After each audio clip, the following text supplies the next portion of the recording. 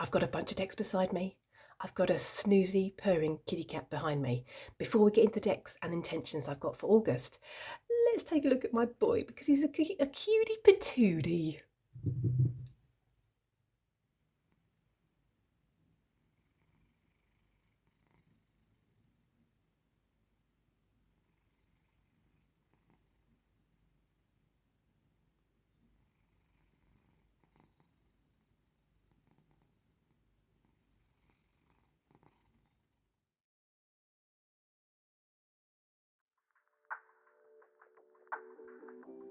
Hello, hello, hello. Have you been here before?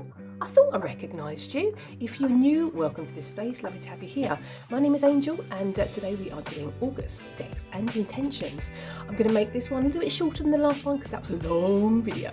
We're talking decks, we are talking intentions, and we are talking practices. The things I'm not going to be adding in this video are books because I'm doing lovely Beverly Butterfly's book tag coming very soon. Keep your eyes peeled for that one.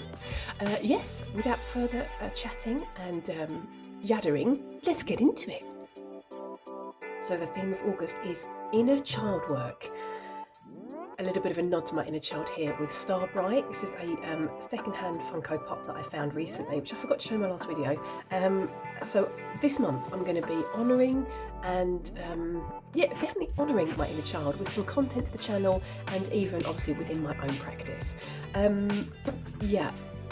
Dare I say the word self-love? I don't mean bubble baths and, face masks. I mean compassion towards myself, giving myself grace, showing myself love and being gentler on myself, because I am tough.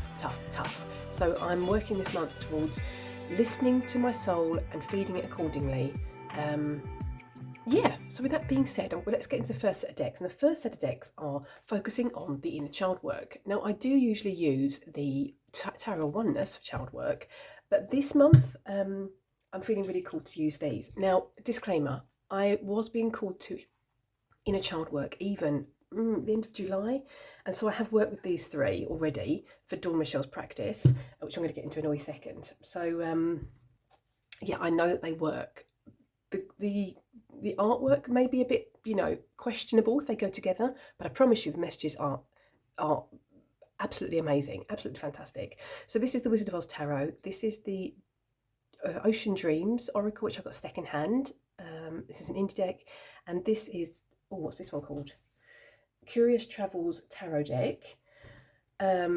Was indie, now mass market, and I'm going to tell you that I bought this one along with one other which I'm going to show you in a wee second for Christmas and birthday, and I put it away, and then this one really started calling to me for inner child work, and so I'm going to get a bit more into that in a wee second, but let's first stop chattering and let's flip some cards, shall we, because that's what we're here for, are we not? We really are. So this one wasn't on the radar for me first off, but then I just got this intuitive nudge that I needed to get it out, so I did, and it's worked. It's just been so good. And there's been some synchronicities around this inner child work that I'm doing, which kind of feels there's a bit of a connection to the storyline in, this sounds a bit woo-woo, but a storyline within the Wizard of Oz films and books. And I'm going to say that I feel, obviously this inner child work that I'm doing, I feel it doesn't matter how I get to what I need to hear or work through with my inner child, as long as I get there. So if I have to use or need to use the Wizard of Oz story to work myself through that healing, then I'm fine with that. I work whatever way through healing that I need to do it, as long as I don't hurt anybody else. I think that's all, good and dandy, I find, personally. In my humble opinion, it doesn't matter how we get there, as long as we heal, we work through the things we need to work through, and we don't hurt anybody else in the process. This was an amazing card that I got recently in a reading that I did. It was, I feel this last year, I feel like I've taken or made more progress with my healing journey than I have in the past 5 years. That's probably not the case, but maybe it just feels like I'm not moving faster because I'm not trying to rush through it, but I just feel that I'm ready to hear maybe things that I haven't been healed enough to hear previously. I hope that all makes sense. So yes, so these are definitely going to be coming out for Dawn Michelle's practice. So the inner child work has already been spilling over into other areas of my practice, including Dawn Michelle's practice. So these decks are being used for that. Yeah, let's move along, shall we? As well as inner child work, I'm going to be working, or have felt the need to work with the landscape. Wait for it, stick with me. The landscape of my inner mausoleum. So another thing that I'm going to be following this month after being called to it is the landscape of my inner mausoleum. I was called to the landscape of my inner mausoleum by this deck initially. This is the Hush Tarot. I have heavily modified mine. I cut all the borders off because it didn't work for me as a tarot deck. And I cut all the borders off, all the numbers, all the titles, and just used this as an intuitive oracle deck. And I just, again, it just started calling to me. I don't know why. At the end of July, I just got this thought that I needed to get this deck out. And I pulled some cards. I asked the deck how it could help me with this inner child work that I'm working with. And to give a bit of a backstory on the inner child work, I feel that, how am I going to explain this? I feel that my inner child has some guises that they're hiding behind because they're fearful to come out. And I feel that I need to kind of, this is going to sound very, very bizarre. And if you've been following my channel for a while, you might see the thread running through the whole thing. But my inner mausoleum is a concept that I came upon a few months ago, also via a tarot message and a reading. And I've been working with that inner mausoleum. And this month, this is the first time I've been called to work with the landscape of my inner mausoleum. And anyway, so I pulled some cards to find out how this deck could help me. And this card came up. This card came up, which really spoke to me of my inner child, that little bird trying to find safety and protection in something, in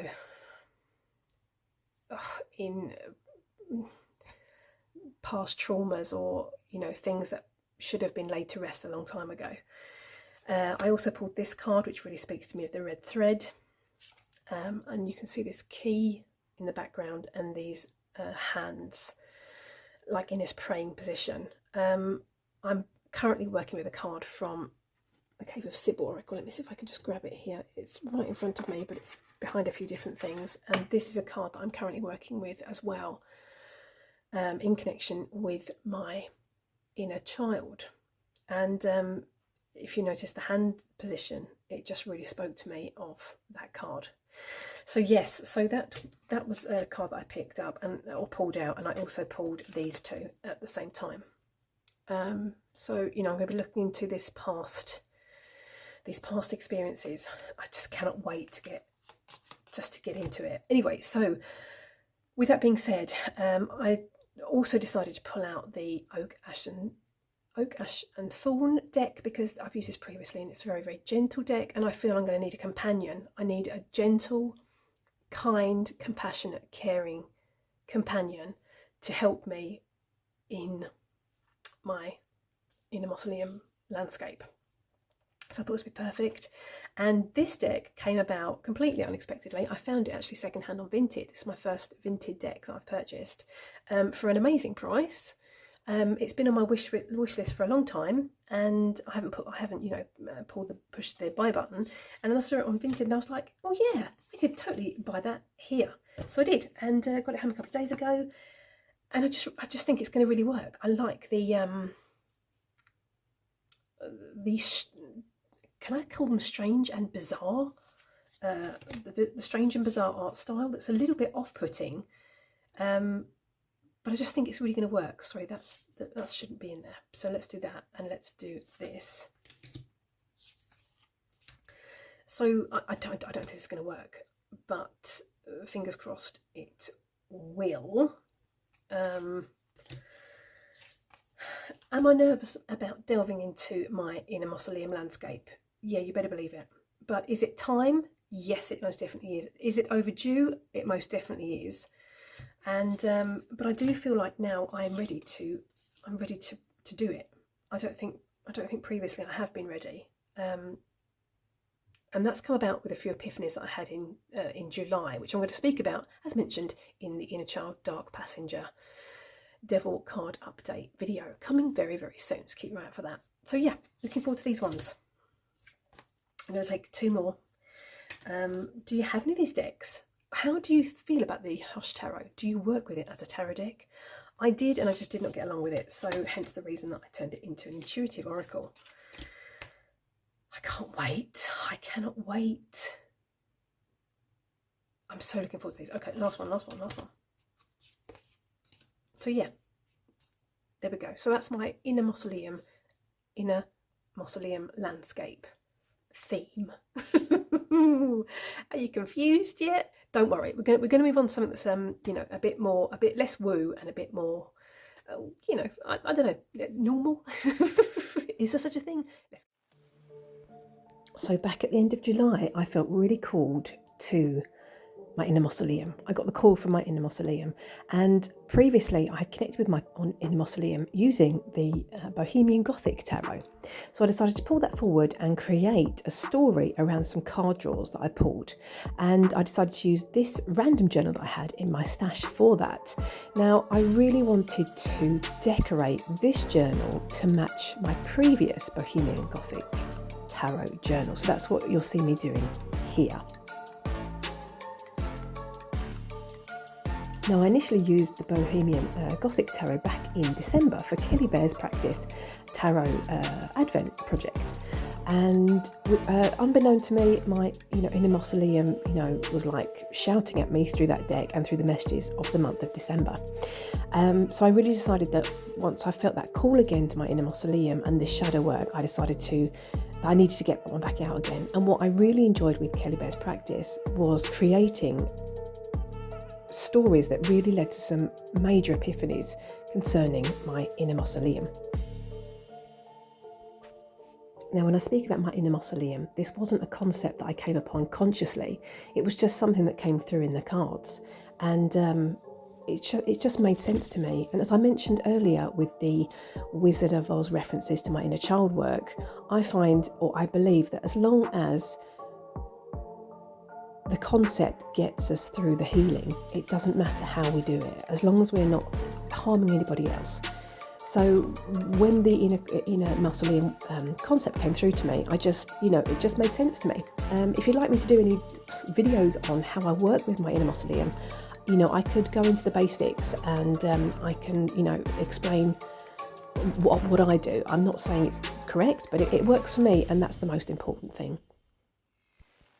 Let me know in the comment section if you'd like to maybe see a video in the future about the shadow work and the way I work with my inner mausoleum. So here you see me completing the 2 covers of the journal, and I'm just going to make it look a bit distressed, a bit oldie-worldy, adding some black paint and some silver metallic paint to the edges, just to give it a bit of interest and to just to make it look a bit distressed and a bit oldie-worldy.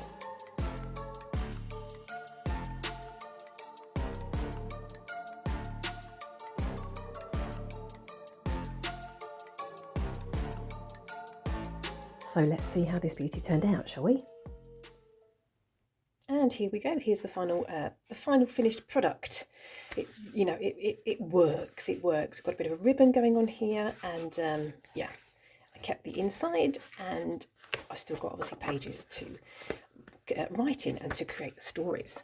So this was the previous Bohemian Gothic journal that I did, so you can see now that they match, and when they're on my shelves, I know if I want to look back at my Bohemian Gothic experiences, which I do quite often actually, because there's been some important epiphanies and powerful, potent readings that I've had with this deck. I can see that both of these are dedicated to the same deck. So yeah, that's the reason. So there we go, that's that. Should I show you Bohemian Gothic and the combination of decks I'm going to be working with there? I think I should. Let me just grab them. So here we have the Bohemian Gothic Tarot, here we have the Fallen Angels Oracle, and here we have the Talisman Oracle. Mass market, indie. This was a second-hand deck that I found on a buy, sell, trade group. I'm so happy that I, got my mitts on this one, because it's been such an important tool in my practice. Now, I didn't really think about it, but I've kind of had this thought process as well whilst thinking about this landscape of my inner mausoleum. This deck, I think if you've watched my channel for any number of videos, you'll know that I use Tarot V as well for my inner mausoleum work. And I just came upon the thought now, and I'm sitting here thinking about how I'm going to explain this to you, that Tarot V speaks to me of the inside of my mausoleum and the ghosts that are residing there, who is hiding in the shadows waiting for me to free them and put them to rest in the best way. Whereas Bohemian Gothic, I hadn't really thought about it previous until this moment, but this speaks to me of the outside of my mausoleum, like, approaching the work with my inner mausoleum. I hope that makes sense. This one definitely speaks to the inner landscape around the mausoleum, the graveyard surrounding the mausoleum. And the Talisman Oracle, it always speaks to me of, like, I feel like I'm dashing around this at the outside, and even in some ways the inside of the mausoleum, and these symbols appear to me, not subliminal, but they just represent the symbols that I see within the mausoleum.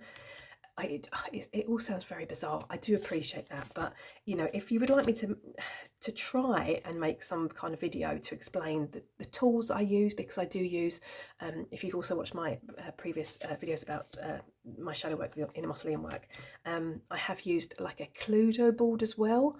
I know it sounds very bizarre, as a map, and I've used that within my readings. I've even used is it called Jenga? I think it's called Jenga, to represent my inner mausoleum as well. So I've used a whole array of things.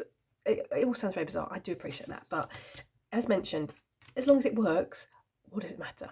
What does it matter? So if you'd like me to make a video, or try at least to make a video to make some sense out of what I'm talking about, let me know in the comment section. Anywho, that's the reason I'm going to be using these three this month. I'm going to be pulling one card from this and creating a story around it, and then pulling these two to as clarifiers, or to get a takeaway message, or like to expand on the message, as it were. I've created some amazing, don't get me wrong, I'm not a writer, I cannot write, but I have been so impressed with the stories that I have created around this deck, and I think you'll see by the artwork, or the art style, or the cards generally, it's a no-brainer. It really does speak of this inner mausoleum. I've created a fantastic story about this, in my humble opinion, and it just taps into my truths that I think are poured forward with creative writing, instead of me trying to say it out loud or write it, just free journaling. I feel that by creating a story around it, it's easy for me to admit it to myself. I hope that makes sense. I'm going to stop talking because I'm totally babbling. But just know that I will be using this journal, newly decorated, and the Bohemian Gothic Tarot with these two this month. That was a long explanation, and quite rambly. I'm going to touch on 3 more random decks I'm wanting to be using this month, and one more practice that I would really like to get into. Let's get this done. So these are the 3 random decks that I want to pull in, which I know I'm going to do anyway this month. So let's start with this one. You've seen this one previously. It comes in this bag, which I bought from eBay, from a seller that makes them handmade. This is my Mystical Dreams tarot, which I've modified heavily and created into a, oh, look at that, sorry, into a, sorry, squirrel moment, into an intuitive oracle. I'm reacting on this because this is a card I'm working with out of the Wisdom of Wild Things oracle, all about butterfly soup. Yes, which is the reason that I reacted about that. Anyway, that's going to be coming in, flittering in and out because it is my butterfly deck. It works with all pairings and I love it. Cries of the Souls Oracle. I purchased this one at the same time as the Curious Traveller's Tarot deck, and I put this one away for Christmas and birthday straight away. And then it started calling to me at the same time as the other one started to call to me for this inner child work.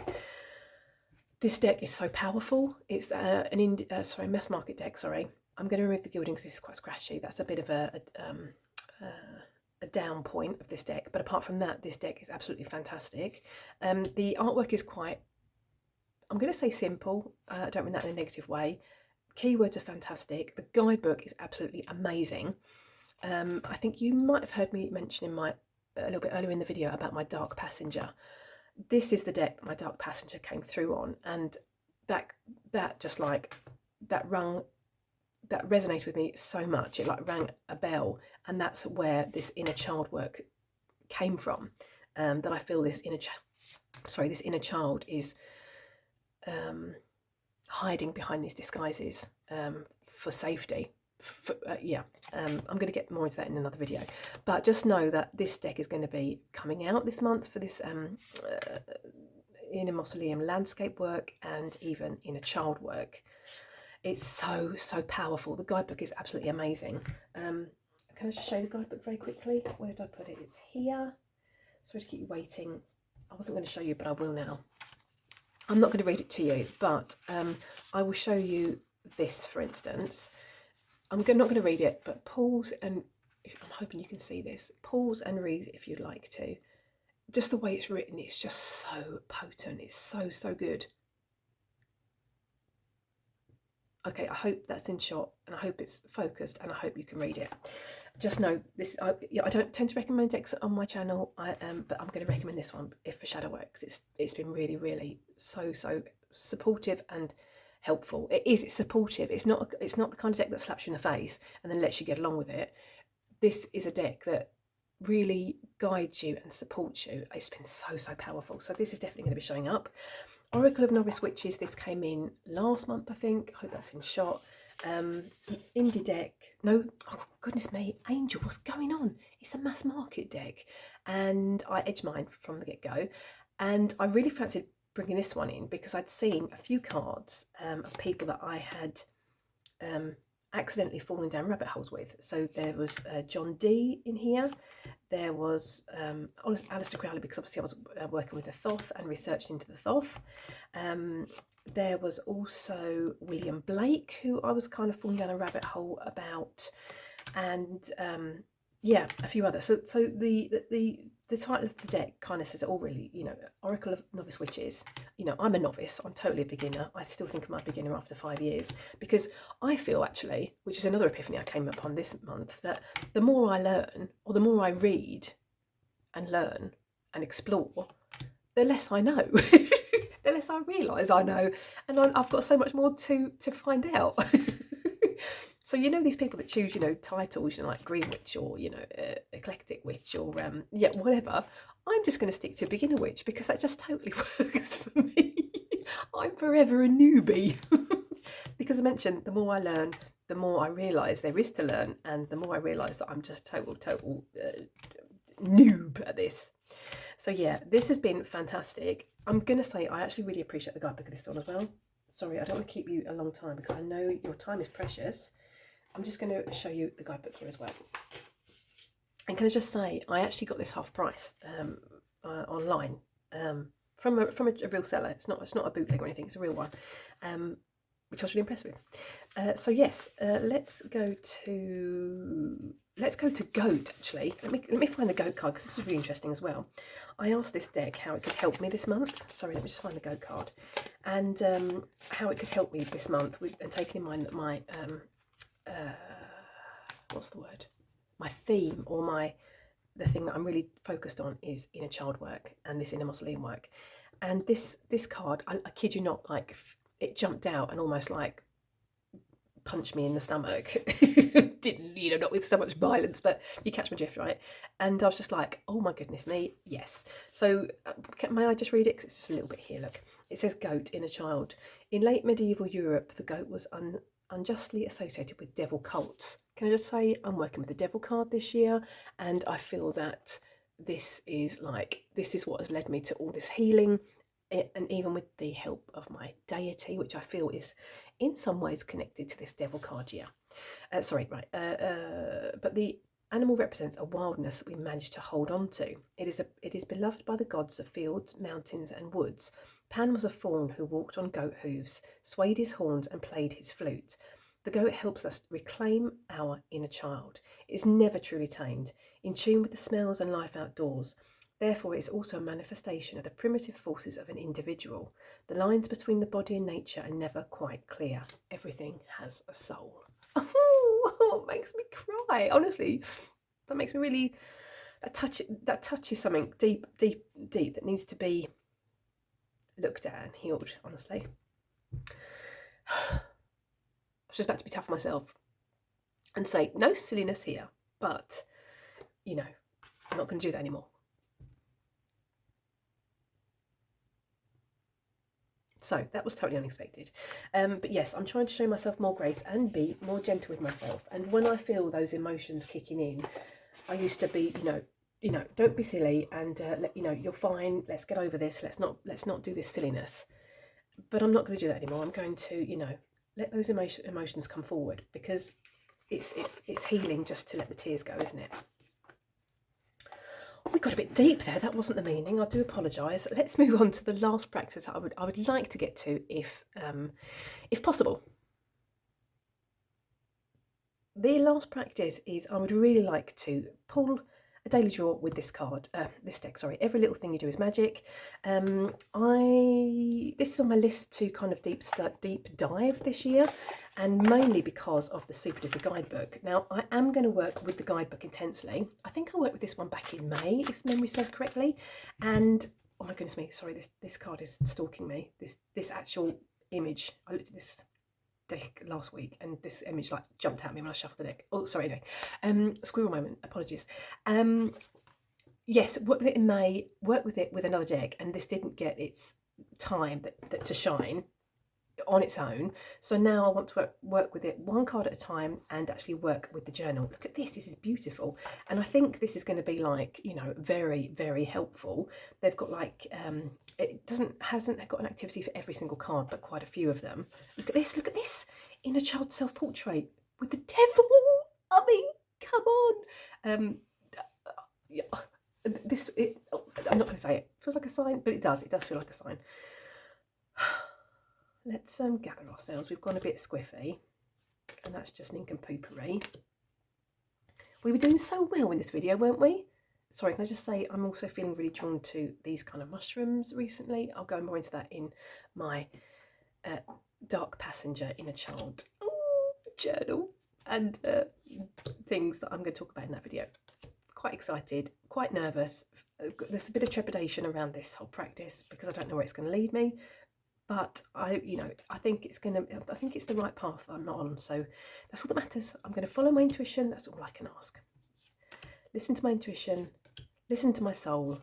Feed it accordingly. So yes, I'm just going to say as well that sorry for the crinkly, scrackly noises. I went through my art supplies and found this journal, which I obviously bought years ago. And I haven't used it, so I'm going to use this for this work.